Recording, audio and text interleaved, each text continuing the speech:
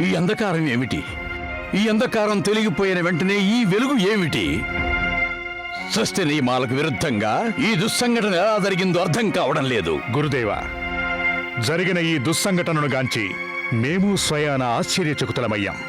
దీని వెనక తప్పక ఆ సూర్యదేవుని హస్తముంది. నీ ఆలోచనలో నిజం లేకపోలేదు దైత్యరాజా. సృష్టి నియమాలను ఇలా మార్చగలిగిన వాడు కేవలం ఆ సూర్యదేవుడు ఒక్కడే. కాని గురుదేవ, సూర్య భగవానుడు ఎందుకిలా ప్రవర్తించాడంటారు? నిర్విఘ్నంగా సాగుతున్న మన కార్యానికి విఘ్నం ఎందుకు కలిగించాడు? అంధకారం సృష్టించి అతను గణేశుని రక్షించాడు.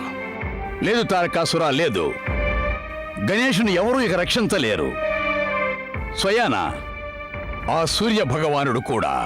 గణేశుని రక్షించేందుకే అంధకారాన్ని సృష్టించాడు ఆ సూర్య భగవానుడు. దైత్యరాజా, నీవంటున్నది సూర్యభగవానుడు అంధకారాన్ని సృష్టించి ఆ గణేశుణ్ణి మృత్యుకమంద హస్తాల నుంచి రక్షించాడనా? నిస్సందేహంగా గురుదేవా. ఒక పసిబాలుడు ఇందరు శక్తిమంతులైన దేవతల్ని ఎలా ఎదుర్కోగలడు? ఈ విషయాన్ని గ్రహించిన ఆ సూర్య భగవానుడు సమస్త దేవతలు ఏకమై ఆ బాలుణ్ణి వధిస్తారని గ్రహించి అతన్ని రక్షించేందుకే ఆయన కొన్ని క్షణాలు సృష్టిని అంధకారమయం చేసి అతని ప్రాణాలు కాపాడాడు. ఈ యుద్ధానికి సూర్యదేవుడు కలిగించిన ఆటంకం స్వయాన ఆయనకు వినాశనం కలిగించక మానదు తారకాసురా. మాకు సూర్యదేవుని వినాశనం కాదు, బాలగణేశుని వినాశనం కావాలి. మీరే అన్నారుగా ఆ సూర్యదేవుణ్ణి సఫలత పొందనివ్వను అని.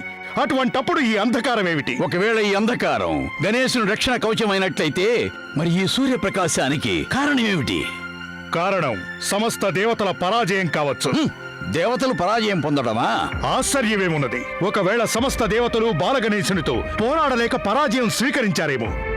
అందుకని సూర్య భగవానుడు తన వెలుగు ప్రసరింపజేశాడేమో. సంగ్రకాసురుడు ఏదైనా సమాచారం అందించాడా? ఇంతవరకు సంగ్రకాసురుని నుంచి ఏ సమాచారము అందలేదు. అంటే దీని అర్థం ఇప్పుడు స్వయాన మనమే ఈ యుద్ధపు ప్రస్తుత స్థితి తెలుసుకోవాలన్నమాట. ఆ బాలగణేశునికి దేవతలకి మధ్య ఏం జరుగుతుందో తెలుసుకోవాలి. బాలక! ఆగండి చంద్రమౌళీశ్వర, మేముండగా మీరు యుద్ధం చేయనవసరం లేదు.